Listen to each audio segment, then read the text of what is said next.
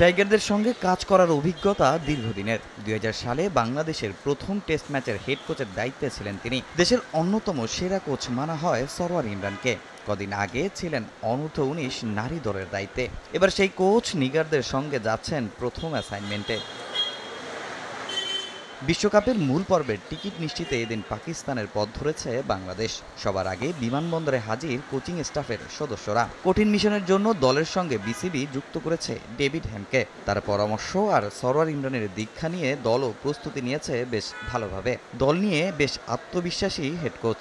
প্রস্তুতির একটা অংশ ছিল ঢাকা প্রিমিয়ার লিগটা সুন্দরভাবে শেষ হয়েছে এবং যে মেয়েগুলো পারফরমেন্স করছে তারাই টিমে আসছে এবং লাস্ট ৮-১০ দিন আমরা প্র্যাকটিস করেছি রোজার মধ্যে। ঈদের দিনও ছুটি ছিল না আমাদের। যথাসাধ্য আমরা চেষ্টা করেছি আমাদের প্রিপারেশনের জন্য। বিশ্বকাপ বাছাইয়ে বাংলাদেশকে খেলতে হবে মোট ৫ ম্যাচ। লড়তে হবে থাইল্যান্ড, স্কটল্যান্ড, আয়ারল্যান্ডের বিপক্ষে। এছাড়া কঠিন পরীক্ষা দিতে হবে পাকিস্তান ও ওয়েস্ট ইন্ডিজের বিপক্ষে। তবে তা নিয়ে খুব বেশি চিন্তিত নন সরওয়ার ইমরান। পাকিস্তানের ব্যাটিং ফ্রেন্ডলি উইকেটের চ্যালেঞ্জ নিতে বোলারদেরও প্রস্তুত করেছেন ভালোভাবে। দুইটা স্ট্রং টিম আছে আমাদের সাথে, ওয়েস্ট ইন্ডিজ এবং পাকিস্তান, এবং অন্য দলগুলো আয়ারল্যান্ড, এবং এদেরকেও ছোট করে দেখছি না।